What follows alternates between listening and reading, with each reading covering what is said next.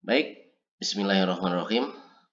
Hari ini kita berjumpa kembali yaitu dalam materi tentang kimia, yaitu cara menentukan reaksi redok dan bukan redok, atau barangkali bisa juga cara membedakan reaksi redok dan bukan redok. Dijelaskan oleh Tisna Suryana, guru kimia SMN 11 Pandeglang, Provinsi Banten. Baik, ya. Sebelum kita memulai, agar kita diberkati, marilah kita berdoa terlebih dahulu. Berdoa dimulai. Bismillahirrahmanirrahim. Robbi jidni ilma, warjukni fahman, waj'alni minas sholihin. Ya Allah, tambahkanlah aku ilmu, berilah aku karunia agar dapat memahaminya, dan jadikanlah aku termasuk orang-orang yang soleh. Amin ya robbal alamin. Selanjutnya adalah chemistry itu kimia. Materi ajar pada kesempatan ini yaitu cara menentukan reaksi redok, reduksi oksidasi, dan bukan redok. Penasaran seperti apa caranya? Kita lanjutkan. Tujuan singkat dari pembelajaran ini yaitu menentukan reaksi redok dan bukan redok. Next, lanjut. Apa itu reaksi redok?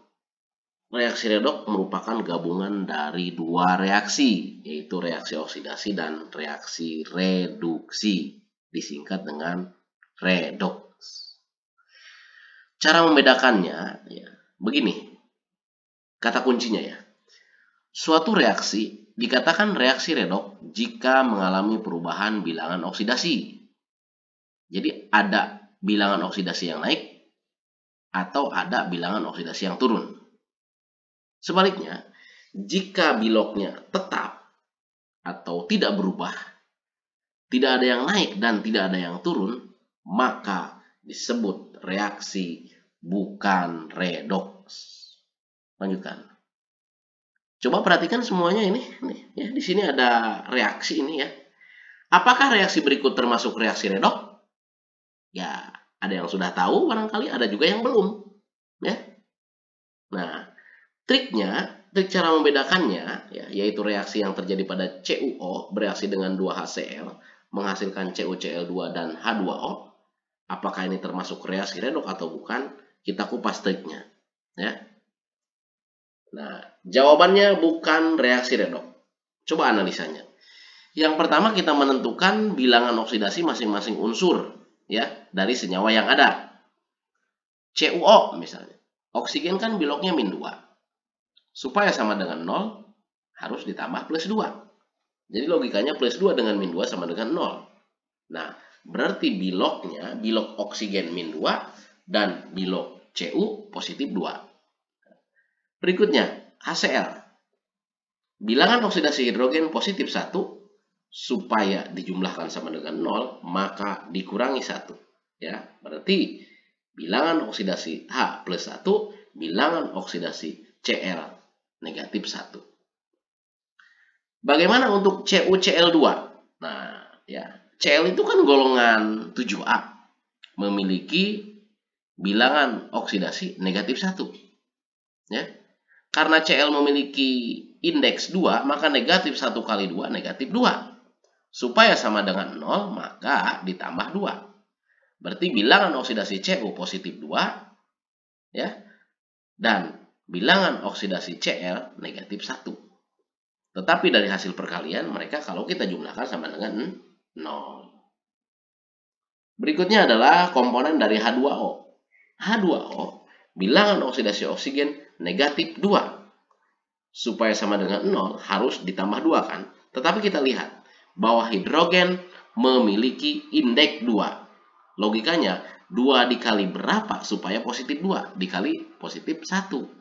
Berarti bilangan oksidasi hidrogen +1 dan bilangan oksidasi oksigen -2.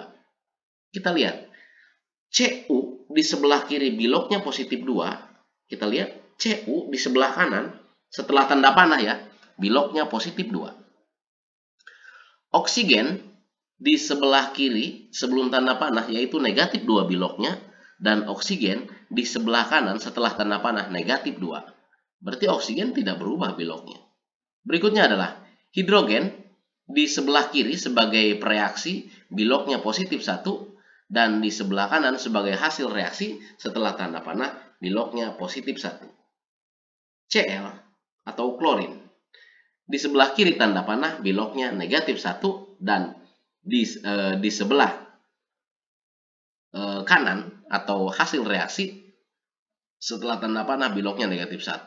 Jadi Cl dari negatif 1 ke negatif 1, ya, tidak ada yang berubah. Kita cek coba. Cu positif 2 ke positif 2, O negatif 2 ke negatif 2, kemudian hidrogen positif 1 ke positif 1, dan Cl negatif 1 ke negatif 1. Karena biloknya tetap, maka reaksi di atas bukan reaksi redoks. Paham? Oke, lanjutkan. Berikutnya adalah, apakah reaksi di bawah ini termasuk reaksi redoks? Mungkin ada yang sudah tahu, mungkin juga ada yang belum tahu. Supaya kita tidak salah menentukan redoks atau bukan redoks, maka sama kita perlu dianalisis dulu, diuraikan dulu bilok-biloknya, ya. Coba kita lihat. Nah, jawabannya ya termasuk reaksi redoks. Alasannya kenapa? Kita lihat. 2 Ag. Ag di situ merupakan molekul unsur, hanya dia memiliki koefisien yang namanya molekul unsur, biloknya 0. Cl2, ya. Cl2 dia juga merupakan molekul unsur diatomik, maka biloknya adalah 0. Jadi kalau kita urai antara Cl dengan Cl, ya. Nah, setelah tanda panah, hasil reaksinya adalah 2 AgCl. Bilok Cl negatif 1, ya, dan bilok Ag supaya sama dengan 0 positif 1. Kita lihat, Ag di sebelah kiri tanda panah 0, sedangkan Ag di sebelah kanan tanda panah positif 1. Ya, berarti kan meningkat, ya. Meningkat gitu loh. Cl di sebelah kiri tanda panah biloknya 0, dan di sebelah kanan tanda panah biloknya min 1.